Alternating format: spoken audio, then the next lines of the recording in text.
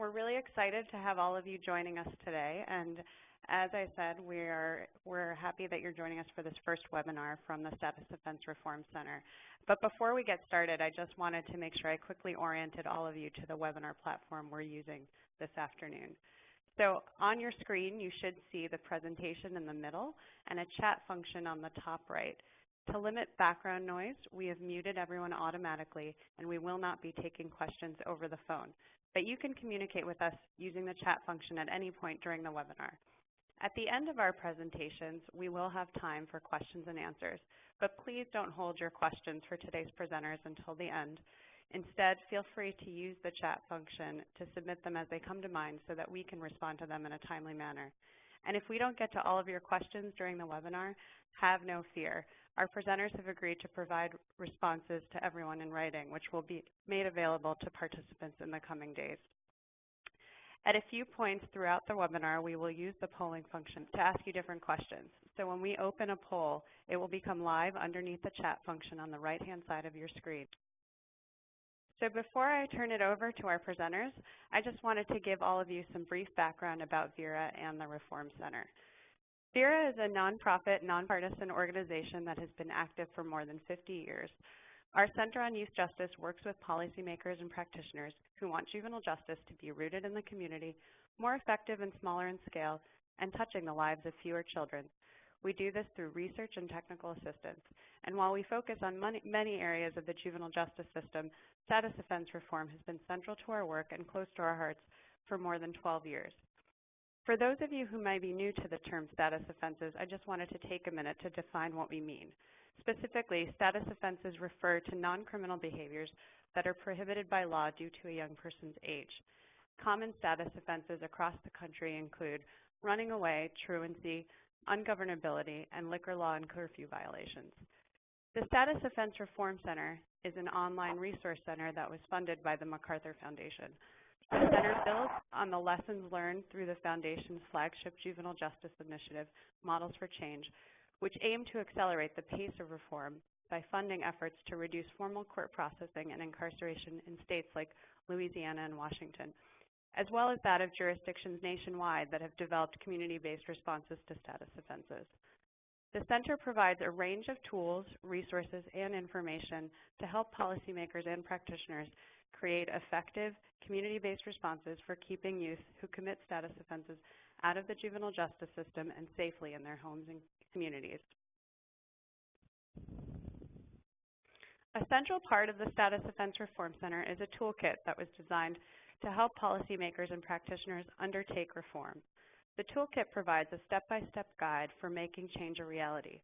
Essentially, we wanted to document the process of what we might do as a TA provider on the ground to help facilitate change. To that end, the first module in this series, titled Structuring System Change, describes how to lay the foundation for productive engagement with stakeholders that leads to action and meaningful system change. It is also the backdrop for today's webinar. Because structuring system change requires bringing a diverse set of folks to the table, something that can often feel overwhelming or challenging to say the least, we wanted you to hear from practitioners in the field who have done this well. I'm now going to turn it over to each of our speakers to briefly introduce themselves. We'll start with Annie Salsick. Hi, everyone. So as Vidya stated, we're thrilled that you're joining us today. I'm going to provide a little additional national context for the webinar this afternoon by addressing three issues. The first is why status offense reform is so important, what system change looks like, and then how to begin to structure change in your own backyard.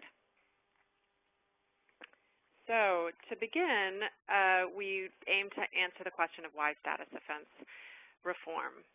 And what you'll see pop up here in the slide in front of you are several different statistics from the most recently available national data. And I'm not going to go through each of these. You can read them as I'm talking. But taken together, the data illustrate that we as a country are relying much too heavily on the formal juvenile justice system for responding to non-criminal behavior. This is expensive, it's ineffective, and it can often be very stigmatizing for young people. And as more and more states and localities work to divert youth in general from the juvenile justice system, including on the delinquency end, there is simply no better place to start that notion of rethinking the juvenile justice arena than on youth who have not committed or been charged with a crime but are misbehaving. In fact, we believe strongly that the way we as a country respond to these young people and their families can absolutely set the tone for the juvenile justice system as a whole. So what does system change look like in this area? More and more localities across the country are turning the traditional approach to status offenses on its head. And what we mean by that is that they're striving to connect struggling families with social services in their communities instead of turning to the court system.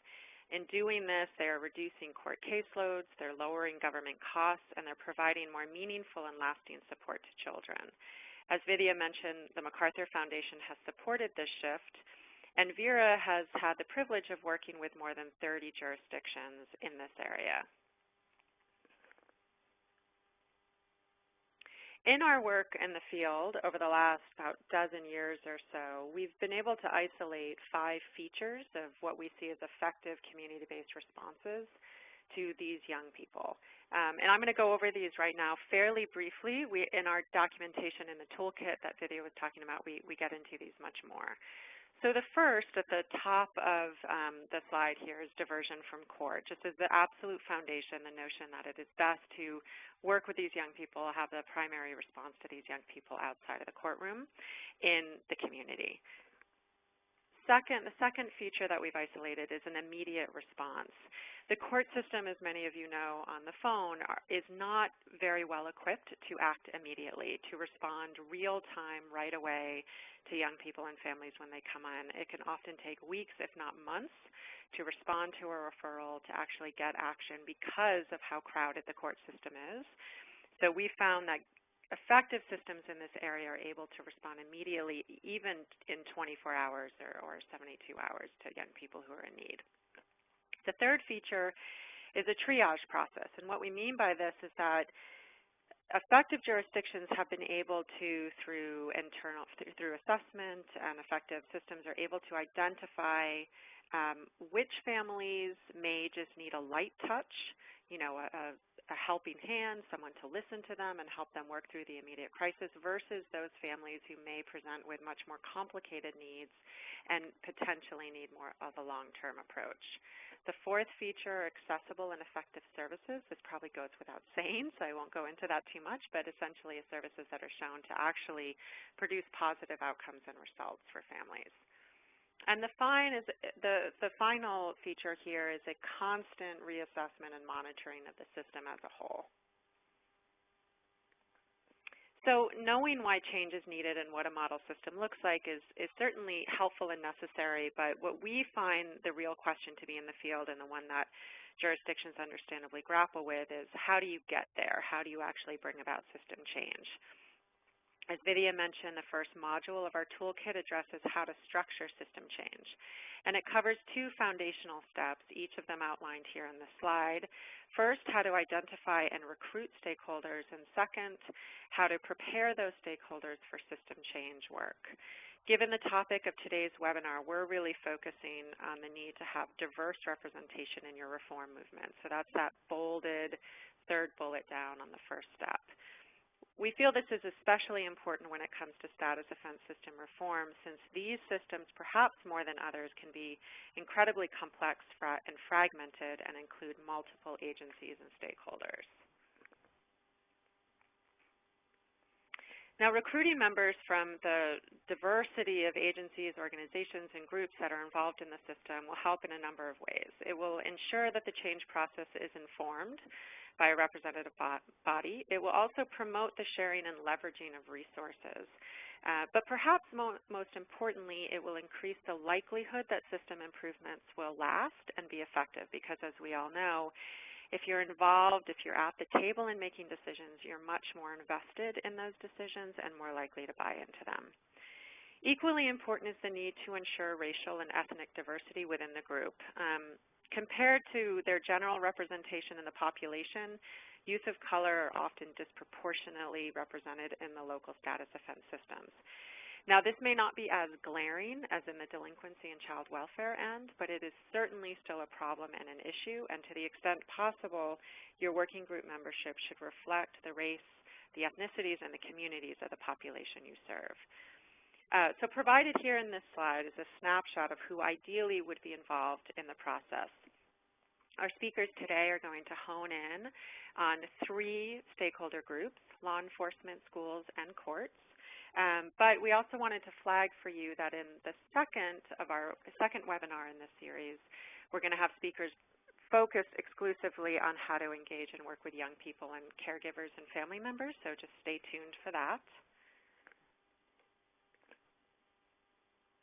So in engaging the right people in your stakeholder working group, we wanted to provide some tips for getting the right people on board. First, invite top-level officials. This approach will ensure that the group's work is connected to and mindful of both the leadership, the champions, but also the realities on the ground. Second, invite mid-level officials who may not be in a position of leadership per se, but will have the time, ability, and passion to manage and execute the change process. In addition to recruiting members from an array of stakeholders, be sure to invite people who are adept at collecting and analyzing data, as well as those who are skilled in program and policy planning and implementation. Finally, identify and reflect upon the potential benefits and barriers associated with inviting each potential group to the table. This is often what we call a stakeholder analysis, and in our toolkit we provide a little bit more information about what that means and how to do it. So I'm going to turn it back to Vidya now as we move on to the other presenters. Thanks, everyone. Great. Thank you so much, Annie, for setting the stage today. In a moment, we're going to hear from our other practitioners in the field who can elaborate more on their experiences. But first, we just wanted to open it up for an audience poll again to get a sense of the stakeholder groups that you have historically struggled to engage in status offense reform, or in the cases of those of you who might just be starting out on this process, who you anticipate will be the most difficult to engage. So right now, you should be seeing the poll in the bottom right hand of your screen. So just take a moment, if you could select a response, and then just remember to hit submit.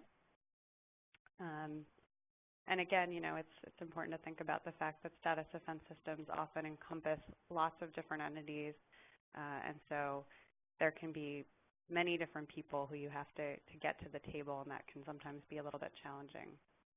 So thanks to all of you who have submitted those responses, and we'll close the poll in about 15 seconds. So if you haven't done so already, just click your response and hit submit.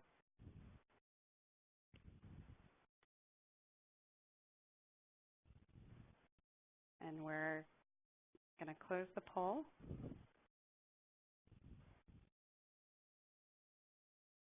Just taking a moment to tally our results. We'll share those in a second. But we're really thrilled to have so many folks joining us for our first webinar. So we hope that you'll continue to stay tuned for future ones. So it looks like the majority of folks who are on this call are interested in knowing how to engage schools. And then we have a few folks who are also really interested in juvenile court. So I would say about a fifth of folks are interested in schools, and about a little under a fifth are interested in engaging family and young people. So again, we encourage you to stay tuned for our next webinar.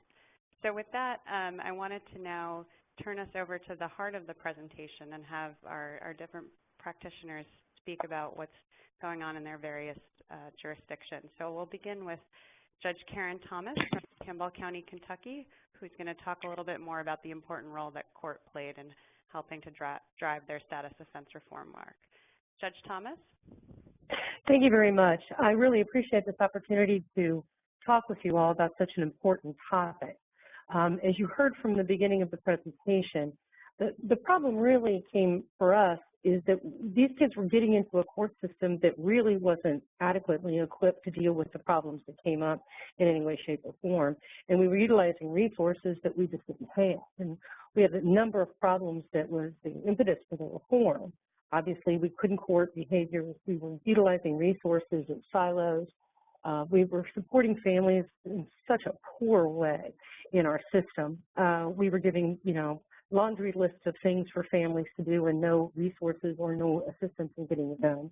We had diversion in Kentucky in a somewhat successful program of diversion, but we were having all too often status cases going through diversion processes that were then not compliant.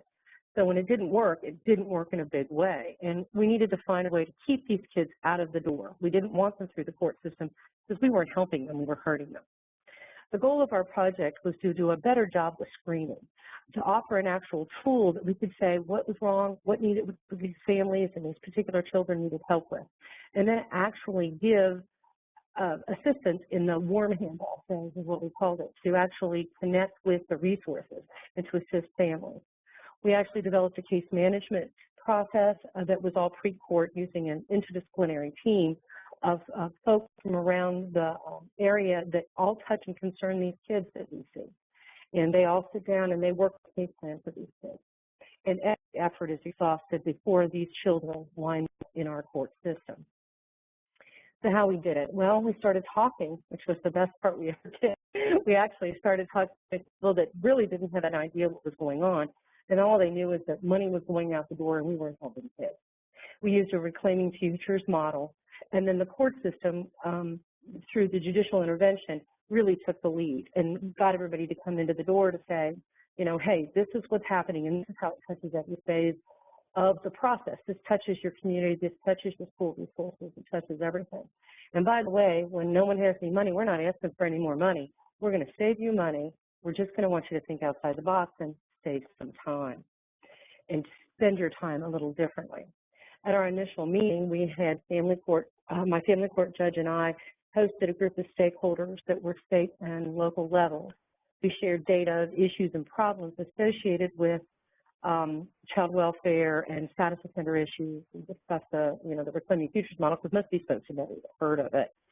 And we had a sign-up sheet to say, we need a body. We need people to man this site review team that's going to do a monthly review, bi-monthly review of these cases and help work with these kids. And then we need a team of people that have the ability to change, do system-wide changes, and we can bring you that information. Our step one was to provide adequate screening and direct resources to families. If a complaint then on step two was filed and we were going to bring somebody into the system, instead of bringing them through the courtroom door, we used this interdisciplinary site team to look at each case, to render a case plan and to work with the family. And then step three was to get the data and the issues down. And so we knew what we were looking at, and we knew what political changes and what motivations that we needed to deal with.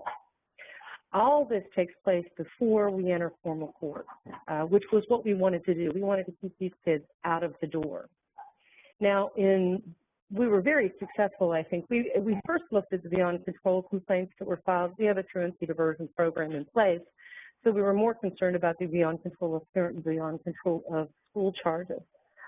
We were able to, I think, basically at this point take 40% of our kids that had previously been sent to court and keep them out, which is an amazing number because we're just getting started. I'm very happy with those results. Some of our highlights, well, people are getting services. The court system is incredibly slow. It doesn't move fast in any way, shape, or form. And this way, we are getting people the help they need. We are getting all of our people together. So if this really is a child welfare issue, which is what we call our Department of Community-Based Services folks, then instead of wasting time and confusing the court system with, is this just a kid acting out or what is it, we can see that this is a true family-related issue, and maybe we need to remove the child from the home for the protection. So we were able to do things much faster. The role confusion was diminished because everybody had to learn what everybody did and how they did it and what our limitations were. We had better resources for parents, which we had a total lack of those. All we had was a piece of paper before and we'd hand it to somebody. Now we knew and were able to connect with the actual individuals at those resources. So it was a more personalized approach. And more attention was focused on the family needs, beyond just the child and the beyond control issues, but the whole family, the mental health of the child, the mental health of the family, drug abuse issues within the family as well as the child. So we were able to take that and make something work with it. It's been an amazing experience overall, and I think we were able to take and look at individual families and individual kids in a way that made the stakeholders that we brought to the table sit up and pay attention. I also think that once we involved parents in a way that was non-adversarial, that made all the difference in the world as well, because when parents became partners in the process versus either giving over control or the court system taking control from them, the partnership enabled the process to go much smoother and in a much better way. And I'm happy to answer any questions, and I think Vera has all our information from the Campbell County Project on its website. Thank you. Great. Thank you so much, Judge Thomas. And we'll be taking questions at the end. So, please feel free to send us those as you think of them, but we will be taking a little time to talk about that at the end. Now I want to move on to Jenny Marshall from Spokane County, Washington, and she's going to provide an overview of their work to address truancy and how schools were engaged in that process. So, Jenny? Hello, everyone, and I'm very excited to share our work with you. Here in Spokane, we work toward system reform in the area of truancy through a program called Community Truancy Boards. These boards provide a venue where schools, court, and community service providers collaborate to support truant students and their families. Here in Washington State, before I go any farther, we do have something that's unique. It's called our Becca Law, named after the young lady in the picture on the slide. Becca was an at-risk youth whose risky behaviors eventually led to her being murdered right here in Spokane. And it is a big, because of that, it's very important to us here in Spokane. The piece of the Becca Law that the community truancy boards deal with mandates that all schools in Washington State have to file a truancy petition with juvenile court when a student has 5 unexcused absences in a month or 10 in a school year. About the time that we were looking to implement systems reform, here in Spokane, they did a study where they developed a community report card. And it identified some areas that our community could improve in. Of those areas, they then asked the Spokane community to choose the area of highest priority, and they chose our children's education and reducing dropouts and increasing our graduation rates. We then moved forward with our Models for Change efforts. We knew about an innovative program that had been going on for quite a while in the West Valley School District called Community Truancy Boards.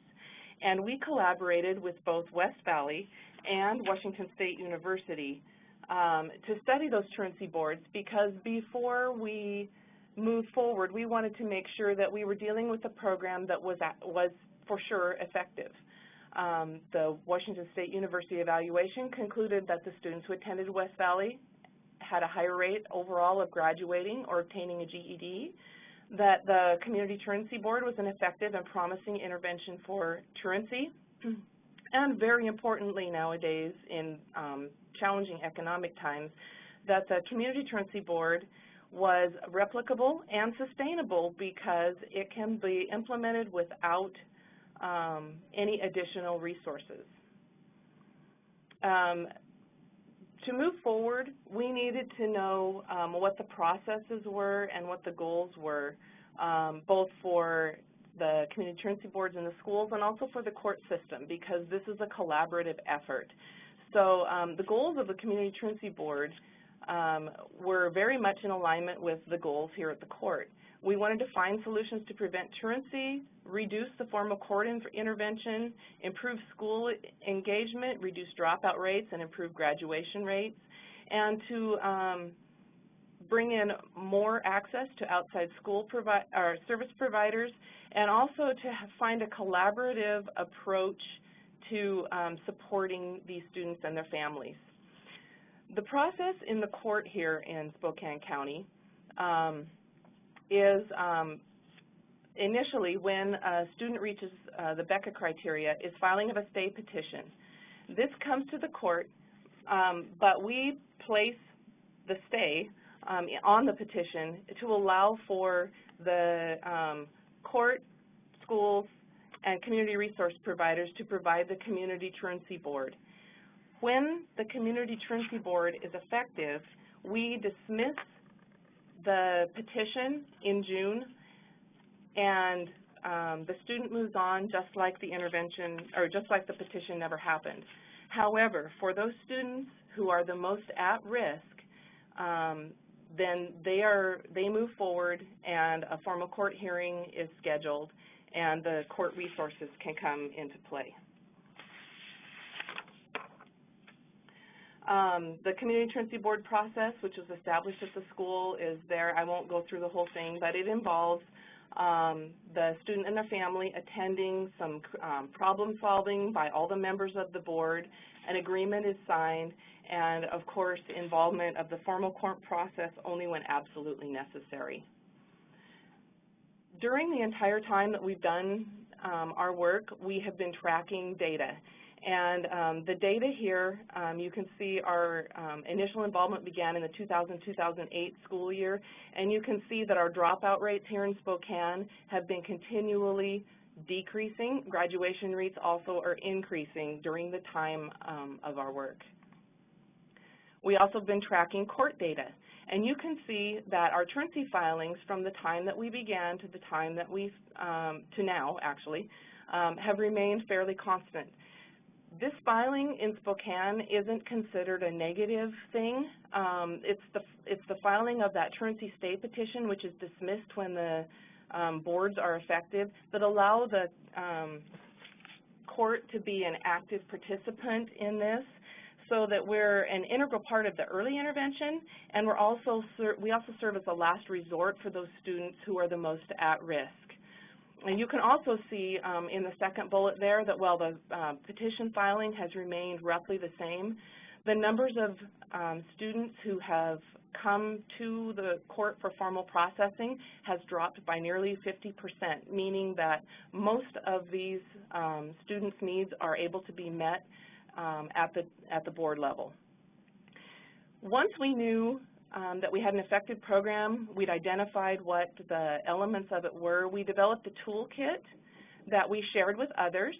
As a result of this sharing, our numbers of community truancy boards here in Spokane have increased from 1 in 2008 to 9 in 2013, and we still have ongoing efforts of development.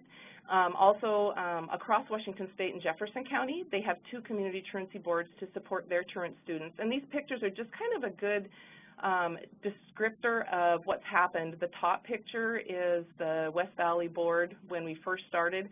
The bottom picture is actually from a couple of years ago. There actually are more people involved in the process now of the numbers of people that are involved in our boards. We also found, as a result of presenting and talking about our boards and sharing through venues such as this, that truancy and dropout rates aren't just a Spokane or Washington State issue. And we've been asked to share our toolkit with a lot of other states across the country. There are a couple really good quotes there that have come to us from other states. This has been shared with 18 other states so far, and efforts are continuing. There are just some little tidbits. People always ask me, if we wanted to start a toolkit, what would you, or a truancy board, what would you tell us? I always tell people, start small, be successful, and build from there. It's much easier to start something when you are dealing with a smaller number and people want to join a program that they already see as successful. We have learned that together we accomplish so much more than we ever could alone. Before community truancy boards, all of these agencies were working with these students, but there was no venue for them to come together and really provide wraparound collaborative services. And also the fact that this can be done with reallocation of existing resources. You don't need any more money to make this happen. If you'd like to get one of our toolkits, or if you have any questions about this, contact information is here, and you can also ask a question through the chat bar, and I'll be happy to send you information or contact you directly or connect you with our juvenile court administration here in Spokane. Great. Thank you so much, Jenny. This is very informative.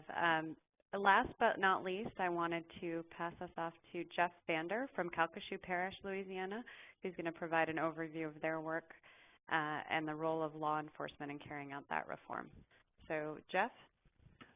Hello, everyone. I'm Jeff Vander, sitting in for Dane Boland. I'd like to talk to everyone today about status offender reform here in Calcasieu, along with our efforts with law enforcement on the new multi-agency resource center. Just to give everyone a little background on Calcasieu, we're situated between Houston, Texas, and New Orleans on the I-10 corridor. We serve 6 municipalities and 9 law enforcement agencies. We currently work under a memorandum of understanding with the Juvenile and Family Court under the supervision of our local police jury. Calcasieu on the reform side is the JDI hub site for the South. We're a Models for Change site, and we're currently working with the Equity Project. Back in 1999, our reform efforts began dealing with delinquent offenders committed to state's custody and formal processing. In 2012, we've had 2% of our offense cases that were formally processed, and 11 of our delinquent offenders were placed in state's custody in 2013. That is below from our 1998 number of 102. Since 2005, no status offenders have been committed to state's custody. What we realized in the early beginning in 1999 is that we had a need for change. Our data showed that we had a lot of room for improvement, that the tension in the court referrals were not decreasing, that our needs assessment and service delivery was slow to occur, and we were not focused on the right kids. It was taking about 50 days for services to be provided to families. We were ripe for change, and starting in 2001, we had new champions and a new passionate leadership in place.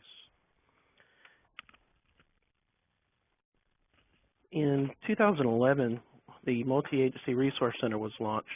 The mission of the MARC Center was to provide a single entry point for coordinated services and families. It was a collaborative project of our Children and Youth Planning Board, and it was designed to be a home-like, non-institutional environment for families to come seek help. We encourage everyone to take a moment after the webinar to watch the video linked there on the bottom of the screen. Next, on the goals of the MARC, it was designed to be a central point to provide an on-site screening to reduce law enforcement processing times, to speed case dispositions, and to promote public safety. We kept the criteria of the MARC simple, basically to allow walk-ins for families that just wanted help and to help process alleged status and delinquent offenders. Built into this is the benefits for law enforcement, which was no wait time for the parent to arrive at the police station, provided for a fast custody transfer, and to help dealing with status offenders, reducing delinquency. And we also provided a 24-hour helpline for law enforcement.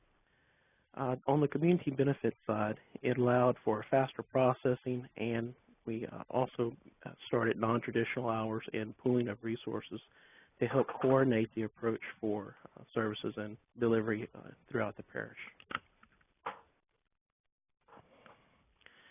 So back to where we're kind of looking at the 5 bullet points in the beginning. The catalyst for this change was our planning board. It was used to fuel the reforms.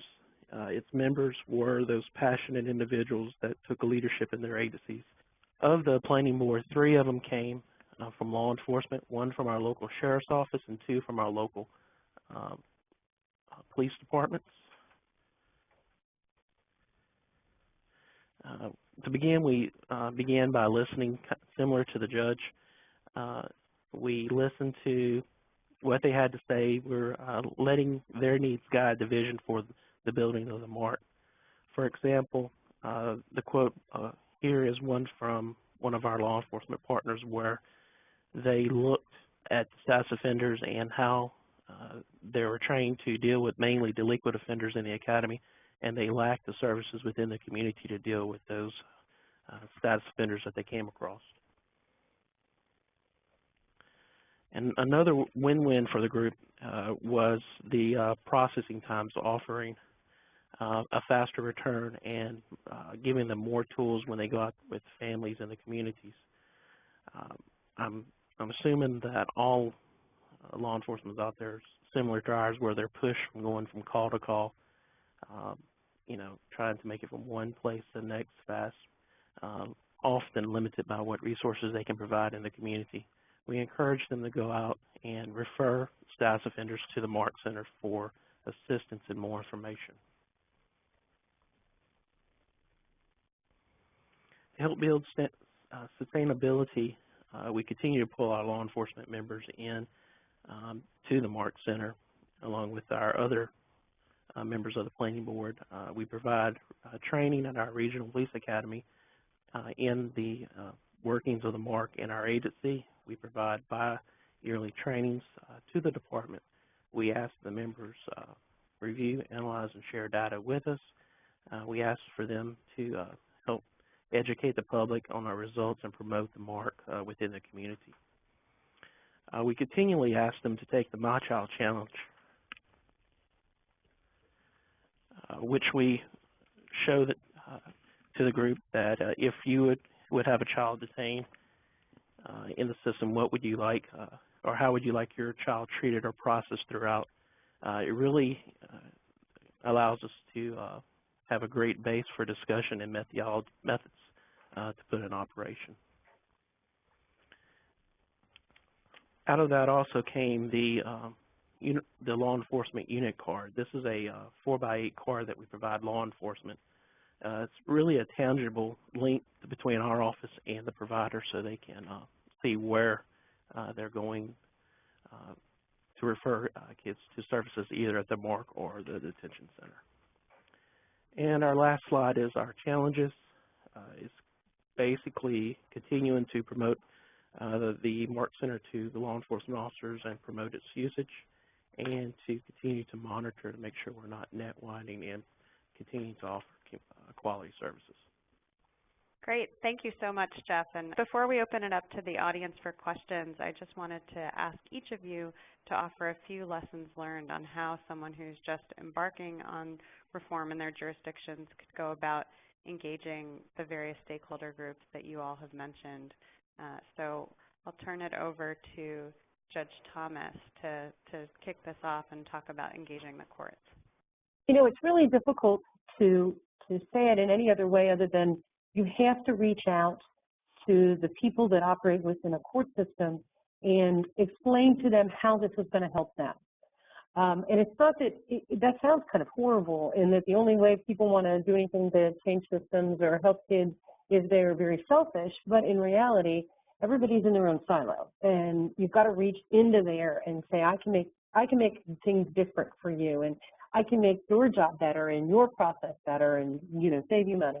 So you have to understand the roles that system plays, or the roles, their roles in a system, and identify what benefits they're going to get from it. I mean, that's really the head start that you have to get, because you have to make that presentation, because you're going to be asking people to do something they've never done before. You're going to ask them to look at things in a way they never have before, and that freaks people out. So you have to find that common process. Look for the low-hanging fruit. Look for the easiest things, everything across the board that makes sense to everybody, and reach into it.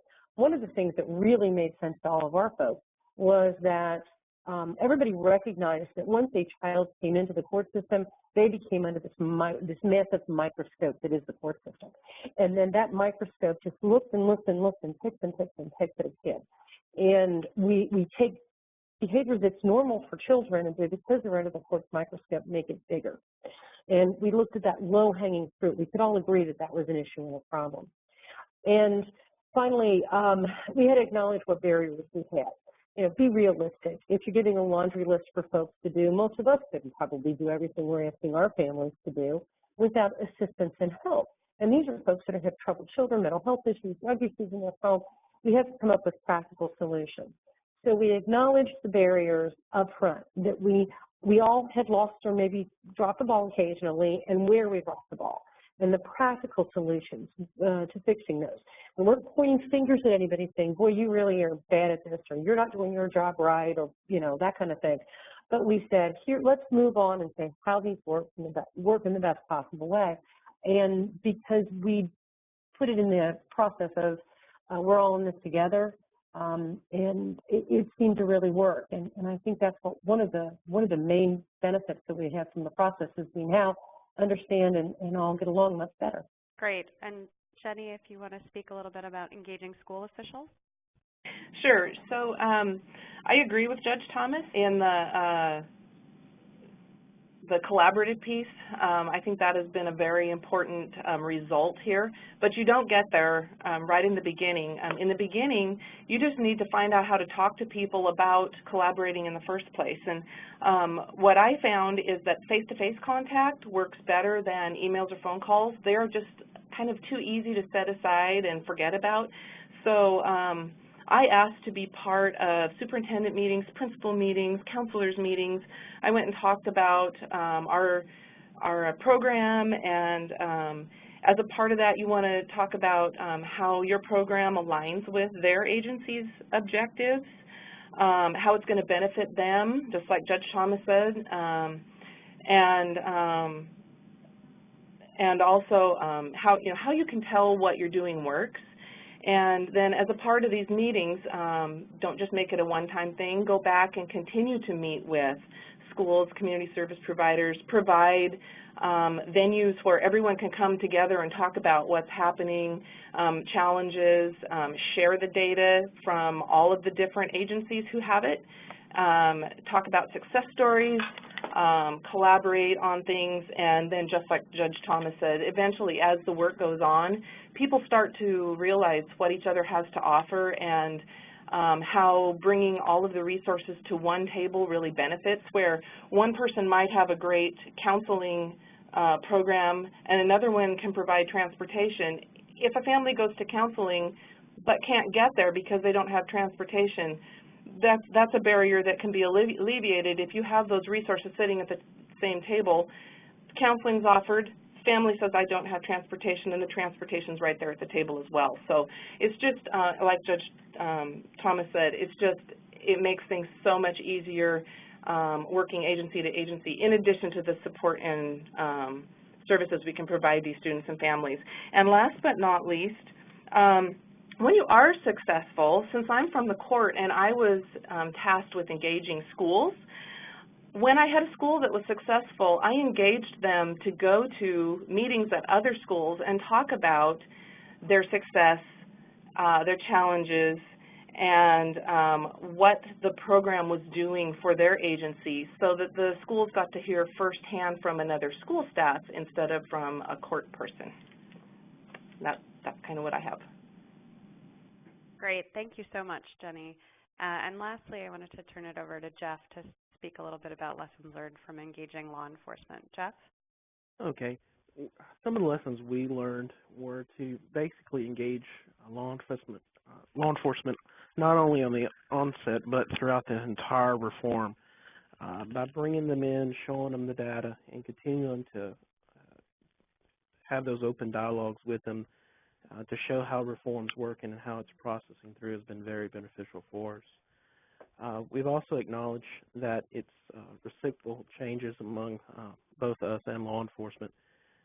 It requires us both changing the way we do things. We're more adaptive to the way they work and the hours and their needs to be in and out of both the center, at the detention, and through the MARC.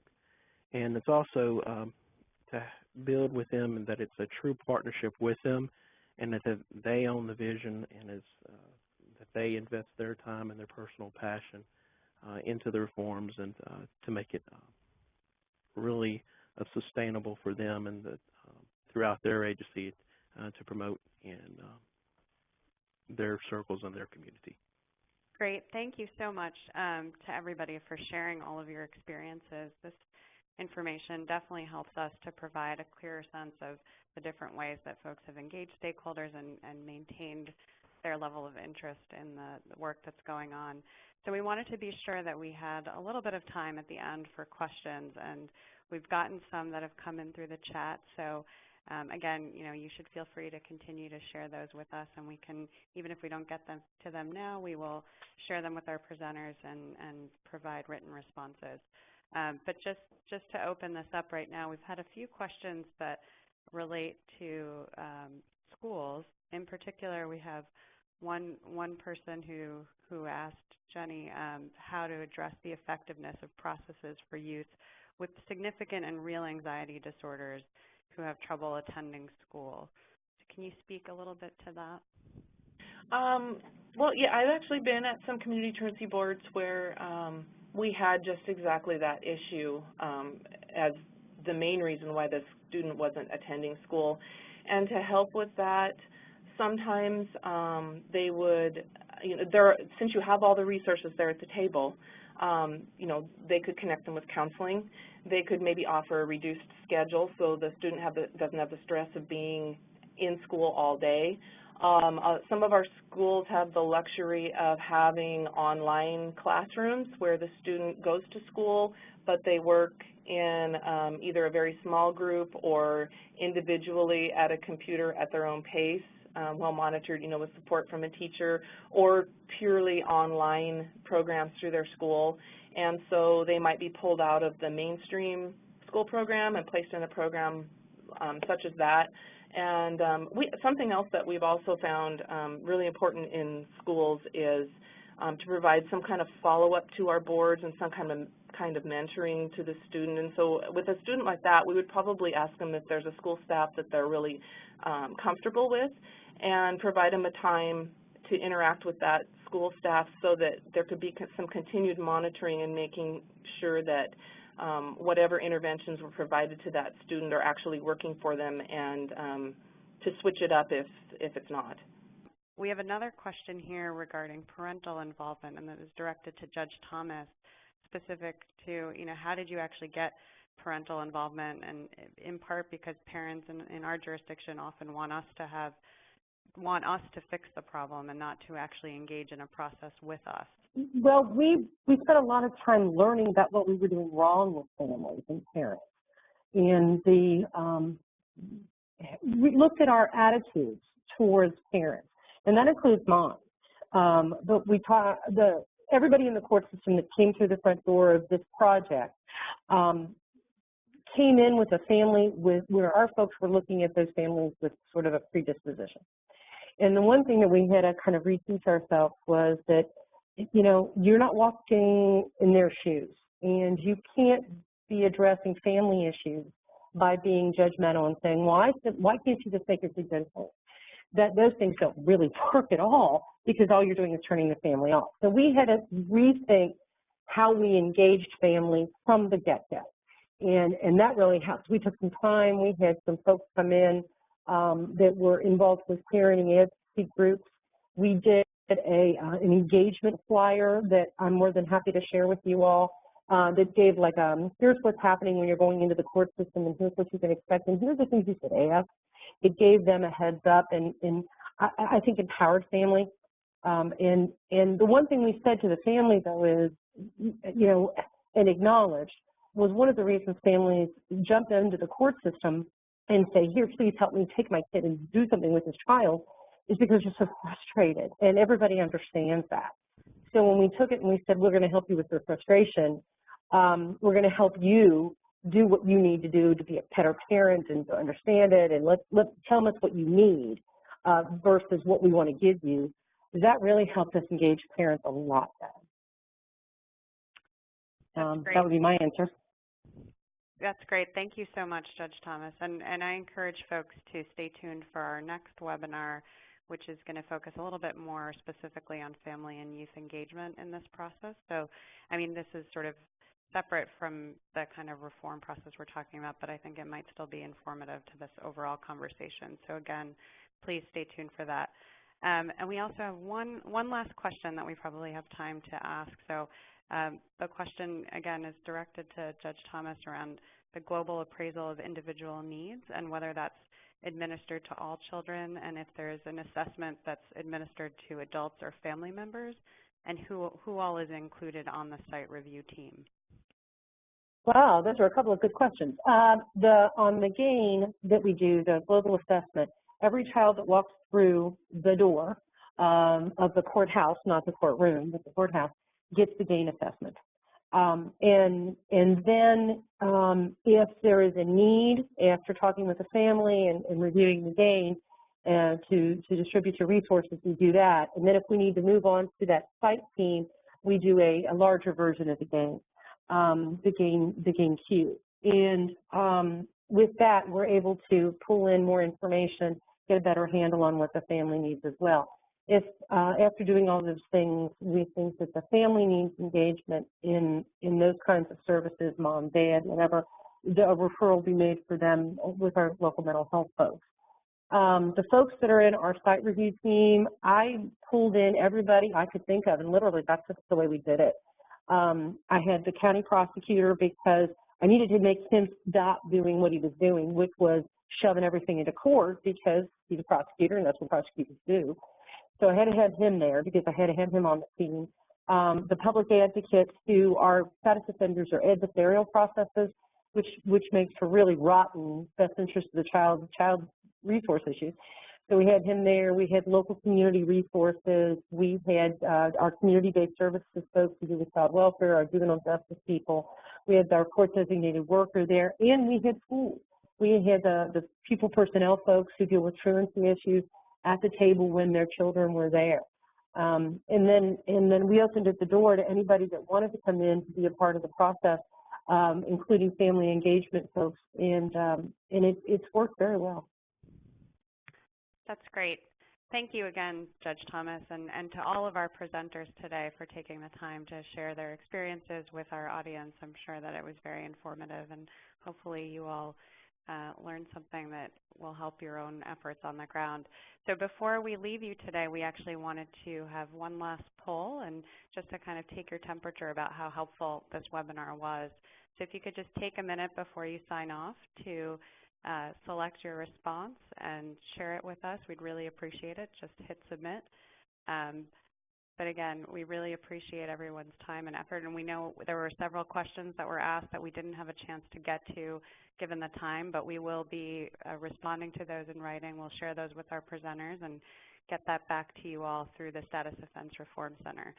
So again, we really appreciate folks taking their time, and we hope you'll continue to join us for our ongoing webinar series over the next year or so. So please stay tuned and join our newsletter. We really appreciate, again, everyone joining us today. So thanks.